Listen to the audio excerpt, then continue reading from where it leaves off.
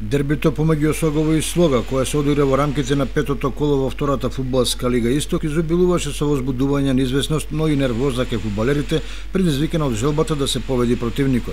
Веројатно затоа судијата, за да ги смири страстите, рано им покажа црвени картони на Паунов во Осогово и Коцевски во Слога, пошто фудбалерите на двете екипи повеќе мислеа на играта отколку на противничките играчи. Слога продолжува со изненадувачки добрите игри на почетокот на новата фудбалска сезона и представува едно од најпријатните изненадувања со освоени 8 бода, со кои ја дели третата и четвртата позиција на табелата заедно со Кожув. Виничани против Осогово победува во првото полувреме со голот на Иванов, а жолтосините стигнаа до изравнување во вториот дел преку Далчевски. Во меѓувреме двете екипи имаа своји шанси за погодок, меѓутоа кога секој се собере, нерешениот резултат е најреален исход на првото второлигашко дерби помеѓу двете соседни екипи. Резултати од петото коло: Каменица Саса Кит Го 2:3, Тиквеч Брегалница 1:1, Кожув победа 2:1 и Плачковица Росоман 3:0.